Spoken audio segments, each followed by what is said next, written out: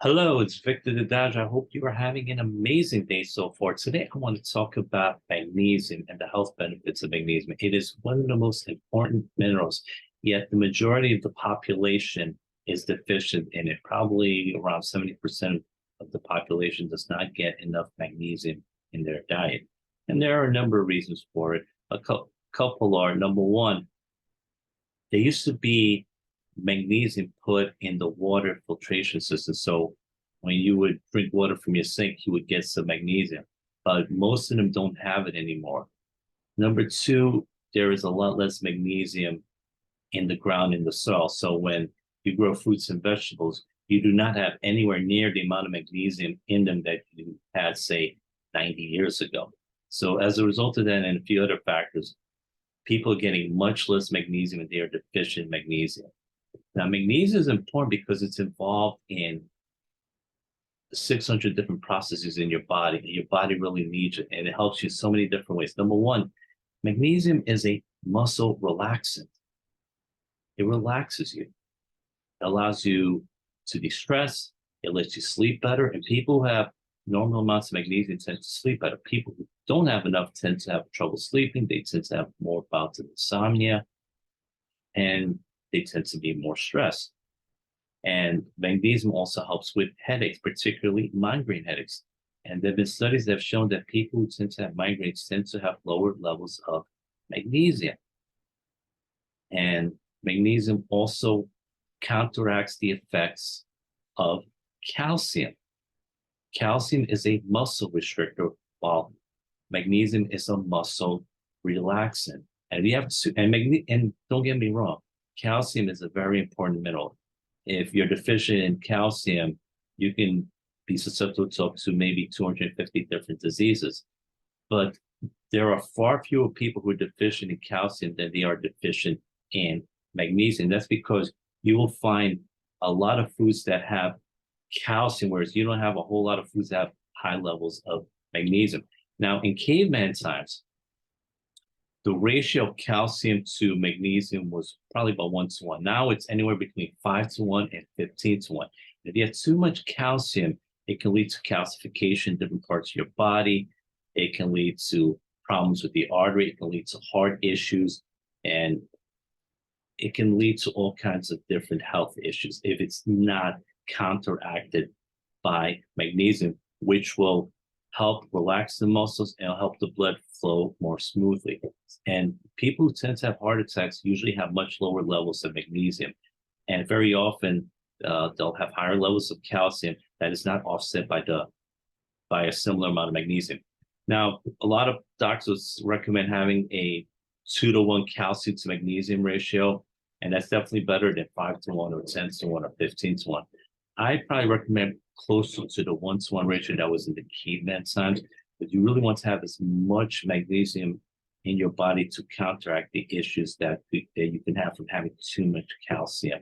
So it's extremely important.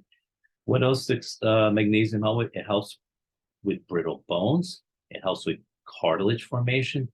It helps women restore their normal menstrual flow.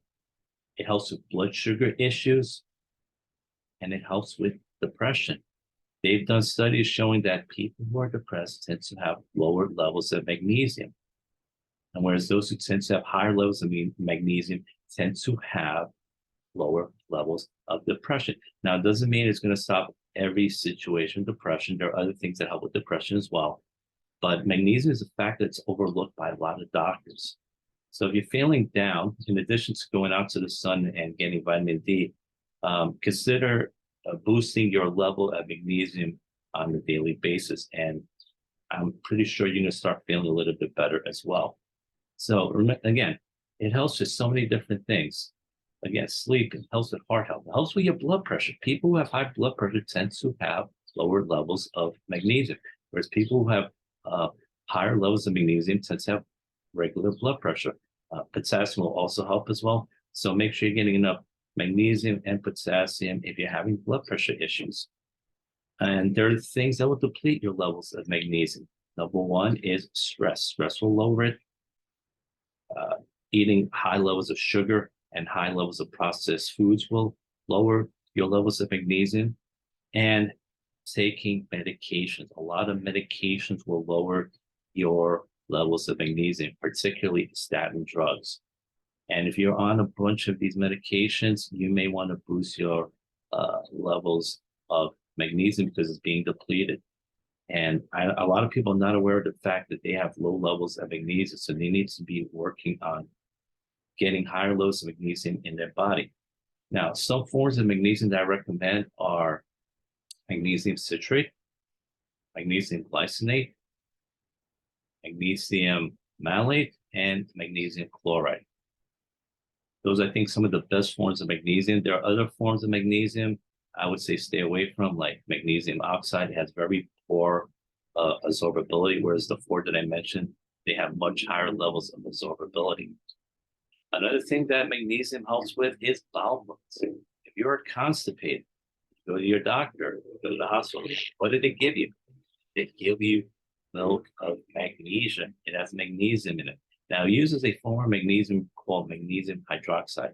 So that is something I would not recommend taking on a daily basis. But if you have constipation, take milk of magnesia, and you can do it for a couple of days. But again, if you want to take magnesium on a regular basis, which I recommend for most people since they are deficient, say citrate, glycinate, malate, or magnesium chloride. Do not take magnesium hydroxide on a regular basis. Do it only when you have constipation. And what are some sources of magnesium in addition to supplements? Legumes will have it, flax seeds will have it, almonds, peanuts, leafy greens, avocados, and bananas, among other foods.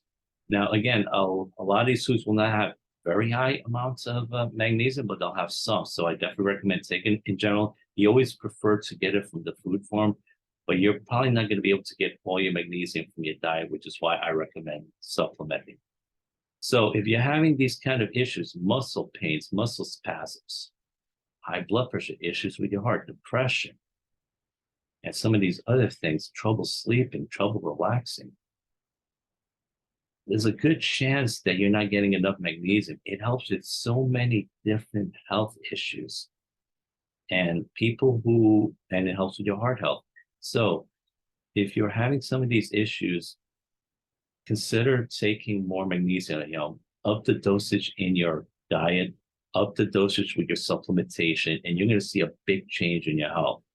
And especially if you're taking a lot of calcium, eating a lot of cheeses, dairy products, and stuff like that, you definitely want to make sure it's offset by a similar amount of magnesium, because calcium is, again, a muscle constrictor, whereas magnesium is a muscle relaxer. So they tend to offset each other. So those are my tips for today on the health benefits of magnesium. I hope you got a lot of value. And if you did, subscribe to my channel below. This is Victor Dedaj signing off. Have yourself an amazing day. Take care and God bless.